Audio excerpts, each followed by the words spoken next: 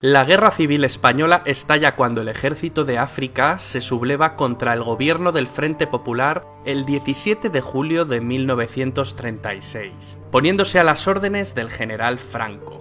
El día 18, varias guarniciones de la península se suman a la sublevación. El general Franco, que se hallaba en Las Palmas en aquellos momentos, fue despertado a las 4 de la madrugada.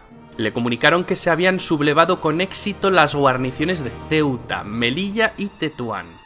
Por la mañana, ya del día 18, Franco embarca a su mujer y a su hija en un transatlántico con destino a Francia, y él, a las 2 de la tarde, sube al Dragón Rapid, un avión que le llevará a la zona española del Protectorado de Marruecos. ¿Por qué se alzaron contra el gobierno? Para ello tenemos que echar la vista hacia atrás. En el año 1923, Miguel Primo de Rivera, con apoyo del rey Alfonso XIII, había instaurado una dictadura militar. En 1930, agotada la dictadura, dimite. El país llevaba muchos años de atraso social y económico con respecto a otros países de su entorno. En 1931 se convocan elecciones municipales. Fueron elegidos más concejales monárquicos que republicanos. El caso es que la coalición de partidos republicanos, moderados y de izquierda obtuvo mayoría en las grandes ciudades, por lo que el rey Alfonso XIII, viendo las manifestaciones prorrepublicanas tras los comicios, decide hacer las maletas y huir del país. En Madrid, el Comité Revolucionario proclama la República, lo que se conocerá como Segunda República, ya que España había tenido otra fallida aventura republicana muchos años antes. La monarquía renunció a sí misma, por lo tanto, la Segunda República estaba perfectamente legitimada. Niceto Alcalá Zamora asume la presidencia del gobierno provisional, que tenía como misión elaborar una nueva constitución republicana con un corte fuertemente anticlerical. Niceto Alcalá Zamora, que era católico, propugnaba una secularización más moderada y se encontró con una fuerte oposición. Una ola anticlerical se desató en buena parte de España. Los disturbios empezaron en Madrid, y la algarada se propagó rápidamente, con violentas revueltas en otras ciudades. Muchos conventos y edificios religiosos ardieron. Se profanaron lugares de culto y cementerios. Hubo muchos heridos, incluso muertos.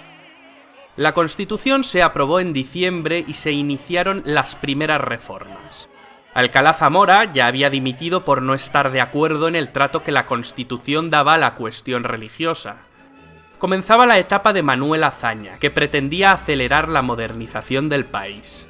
Temiendo que Alcalá Zamora emprendiera una campaña revisionista y de desprestigio contra la República, los socialistas y los azañistas convinieron en ofrecerle la presidencia de la República, cargo que ocuparía durante años con gobiernos de distinto signo.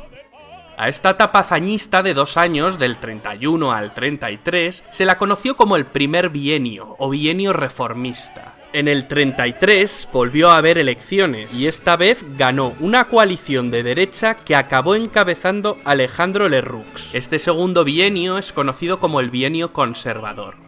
Fue un periodo de gran inestabilidad, con un intento fracasado de golpe de Estado. La Revolución de Octubre de 1934 en Asturias, que estuvo alentada por importantes dirigentes del PSOE como Largo Caballero e Indalecio Prieto. A río revuelto con pains, de paso proclamó el Estado catalán dentro de la República Federal Española. Pero el líder catalán no consiguió sus objetivos y acabó en la cárcel. Mientras tanto, la revuelta en Asturias fue sofocada por el gobierno, que contó con un joven general para coordinar las operaciones. Se llamaba Francisco, de primer apellido Franco. La insurrección de Asturias reafirmó en la derecha y especialmente en los monárquicos la convicción de que si el Estado había conseguido sofocar la revuelta, no había sido por la eficacia de las instituciones republicanas, sino por la determinación de las Fuerzas Armadas de actuar rápida y contundentemente. La derecha perdió la fe en la legalidad, por lo que empezó a pensar en defender sus intereses por otros medios. La insurrección de la izquierda era un claro preludio de la guerra. Es por ello que hay algunos autores que sitúan el inicio de la guerra civil en el 34. En palabras de Indalecio Prieto, la revolución solo había servido para hacer más profundo el abismo político que dividía a España. La represión fue dura, se hicieron muchos prisioneros, hubo juicios y sentencias de muerte, aunque también por rebajar la tensión muchas penas fueron conmutadas. En la derecha creció un temor a que en un próximo intento acabara triunfando una revolución bolchevique. En febrero de 1936 se celebraron elecciones generales, las últimas de la Segunda República Española. Las izquierdas, para ganar, se unieron en lo que se llamó el Frente Popular, una coalición de socialistas, comunistas y anarquistas. La cosa estuvo muy empatada, pero la coalición Frente Populista acabó obteniendo la victoria, no exenta de sospechas de fraude. Las posiciones se habían radicalizado mucho. La izquierda no supo contenerse y los desórdenes se sucedieron de nuevo. Manifestaciones, huelgas, quemas de conventos e iglesias. Además, los políticos de izquierdas ya exigían sin ambages la dictadura del proletariado. El Partido Comunista Español, que años antes era insignificante, crecía como la espuma. Por otro lado, el hijo de Miguel Primo de Rivera, José Antonio, había creado un movimiento de inspiración fascista, la Falange. El fascismo triunfaba en Italia y en Alemania, y caló en España. La Falange, fusionada con las juntas de ofensiva nacional sindicalista, no habían tenido un buen resultado en los comicios del 36, y se había quedado sin representación. Sin embargo, ahora los jóvenes de derecha se empezaban a alistar en sus filas, y el partido crecía y crecía. El caos se apoderó de España, reyertas callejeras entre comunistas y falangistas. Cada día había muertes de uno y otro lado. El gobierno no supo poner orden. El moderado presidente de la República, Niceto Alcalá Zamora, fue destituido, y Manuel Azaña acabaría ocupando el cargo. Casares Quiroga aceptaría la presidencia del gobierno. El PSOE estaba cada vez más dividido. Para Indalecio Prieto era prioritaria la defensa de la República. Sin embargo, la facción más radical, representada por Largo Caballero, apodado el Lenin español, se inclinaba porque los obreros se apoderaran del poder político, al margen de la legalidad, para iniciar las transformaciones sociales. Largo Caballero abogaba por una revolución social que habría de conseguirse por la violencia.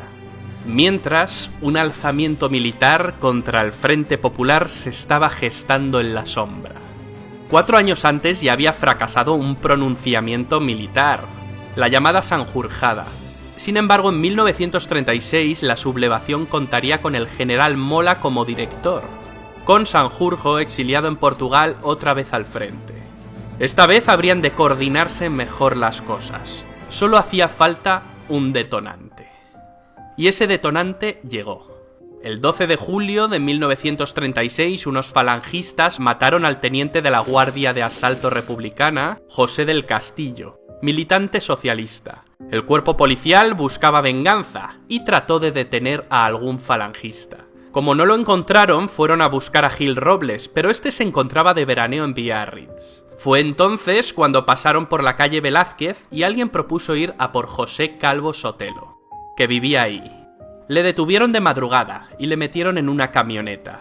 Ahí un escolta de Indalecio Prieto le disparó en la nuca.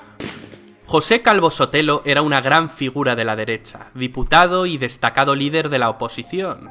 Su asesinato causó gran conmoción y fue lo que hizo que Francisco Franco, hasta entonces indeciso, decidiera sumarse al golpe de estado dirigido por Mola. Y es aquí donde retomamos la historia. La rebelión militar estalló con éxito en Marruecos y al día siguiente alcanzó la península. De los 24 generales de división con mando en fuerza solo se sublevaron 4, pero los sublevados contaban con el ejército de África, que era el más experimentado. Los golpistas tenían planeado ocupar las ciudades más importantes en un par de días, como mucho, pero no fue así. La intervención de las fuerzas de seguridad, las tropas leales y los civiles armados por el gobierno frustraron parcialmente el golpe. El alzamiento no triunfa ni en la capital, Madrid, ni en Barcelona, aquí gracias a la decisiva intervención del general Aranguren, que se mantuvo fiel a la República. La guerra se enquistaría durante 3 largos años. Fue una guerra fratricida, entre hermanos, una guerra que todavía sigue trayendo cola a día de hoy. Dos Españas enfrentadas. Buenos y malos, héroes, villanos, víctimas, verdugos. Hubo de todo, y en ambos bandos. La península quedó dividida en dos zonas, la republicana y la llamada nacional. ¿Cómo actuaron los países vecinos? Lo cierto es que ninguna democracia movió un dedo para ayudar a la república. De hecho, Inglaterra y Francia promovieron un acuerdo de no intervención, al que se sumaron muchos países. Este acuerdo fue una farsa, y algunos países se lo saltaron a la torera. España se convirtió en campo de batalla de las fuerzas totalitarias antagónicas en Europa. El nazismo y el fascismo contra el comunismo. También se convirtió en laboratorio de experimentación de nuevas armas y métodos de guerra. Las potencias nazi y fascistas suministraron tanques y aviones a los sublevados, además de una fuerza de infantería voluntaria italiana, mientras que los ingleses y americanos les facilitaron el combustible. La Unión Soviética apoyó con firmeza a los republicanos, con entrega de material bélico y víveres a cambio del oro del Banco de España, el famoso oro de Moscú, con el que Stalin se cobró la ayuda. Para luchar contra el ejército sublevado, el gobierno republicano presidido desde el 19 de julio por Giral, pues Casares Quiroga había dimitido, armó en los compases iniciales de la guerra a los civiles, lo que daría lugar a las famosas milicias. Valientes milicianos, indisciplinados, iban a convertir la famosa lucha de clases en una guerra de clases. Los milicianos desatan el terror en la retaguardia, fijando su ira especialmente en la Iglesia Católica, y dando muerte a más de 8.000 religiosos. La guerra cobró para los nacionales un cariz de cruzada contra los enemigos de la religión, término utilizado por los obispos españoles, lo que supuso el espaldarazo de la Iglesia al bando de Franco. Pero las tropelías también se dieron en la retaguardia nacional. Las órdenes del general Mola eran claras: usar tanta violencia como sea menester. De pronto los que antes habían sido adversarios políticos se convierten en enemigos de la noche a la mañana. Es curioso porque en esta guerra el número de muertes en la retaguardia es semejante a las producidas en el frente. Muchas de estas muertes no eran más que venganzas personales. Tras la decisiva operación de cruce del estrecho por las tropas del ejército de África, y habiendo ya controlado gran parte de Andalucía y Extremadura, los generales del bando nacional vieron la necesidad de tener un mando único.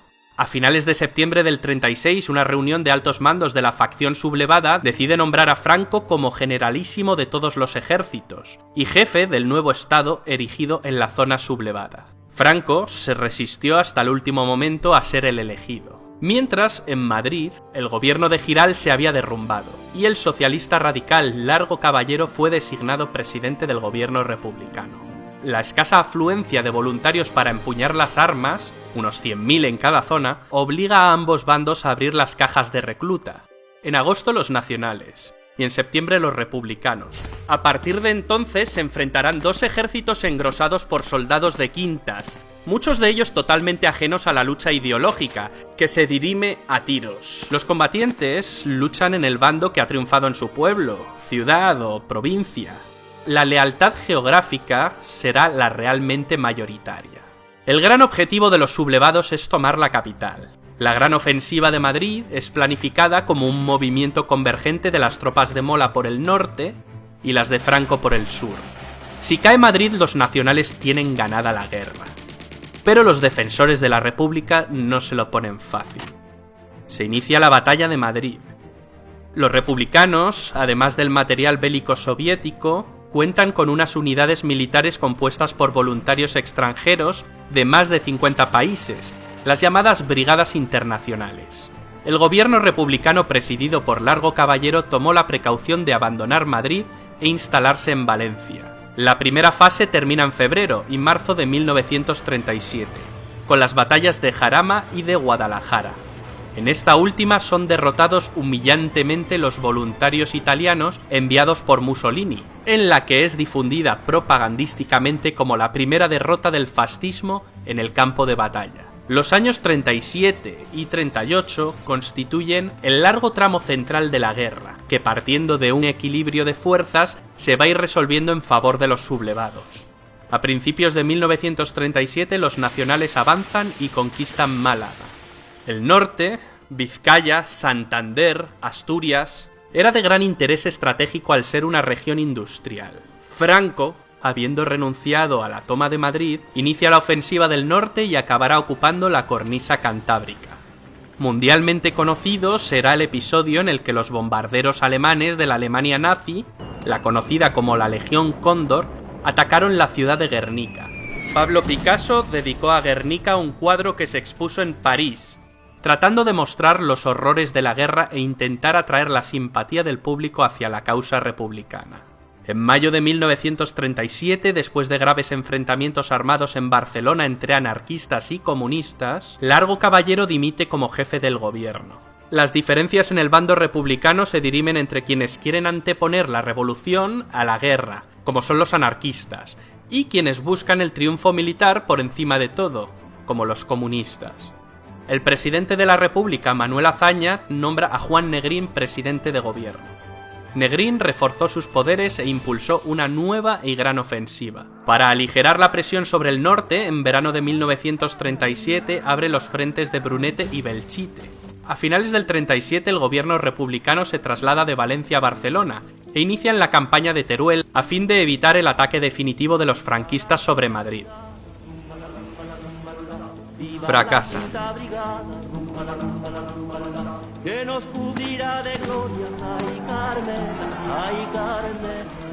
Tras la pérdida de Teruel por las tropas republicanas en febrero de 1938, los ejércitos de Franco lanzaron una ofensiva en Aragón que arrasó las defensas republicanas.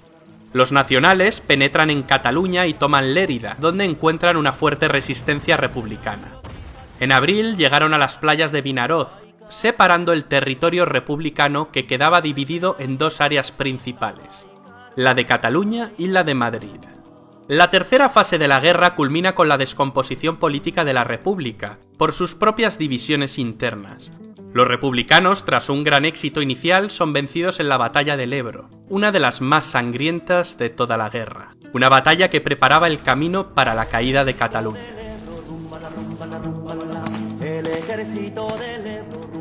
El gobierno de Negrín intentó resistir todo lo posible, a fin de vincular la guerra española a una más que probable guerra mundial. Con la presión que ejercía la aviación nacional y caída Tarragona, la resistencia republicana se hunde. El general Yagüe entra en Barcelona, entonces sede del gobierno, en enero de 1939 y sin apenas resistencia. Miles de republicanos, militares y civiles se exilian en Francia, entre ellos el poeta Antonio Machado, que viejo y enfermo fallecerá en Collioure el 22 de febrero. El 27 de febrero, el gobierno de Franco es reconocido por Francia e Inglaterra, lo que provoca la dimisión de Manuel Azaña como presidente de la República. El 28 de marzo fue ocupada Madrid. El 1 de abril de 1939, Franco firma el último parte de guerra. La terrible Guerra Civil Española había finalizado, dando paso a la larga dictadura de Francisco Franco, que duraría hasta el año 1975.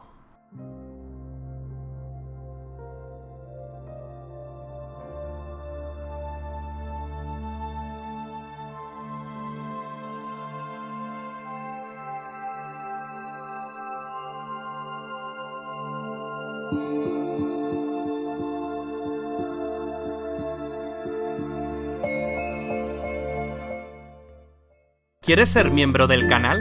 Al lado del botón de suscripción hay un botón que pone unirse. Haciéndote miembro del canal obtendrás insignias y emojis personalizados. También garantizarás la viabilidad económica del canal. Haremos directos privados exclusivos. Verás los vídeos antes que nadie y podrás elegir qué vídeos quieres que hagamos. Es una aportación mensual que puedes pagar vía PayPal o con tarjeta de crédito. Para finalizar le das a comprar y ya está.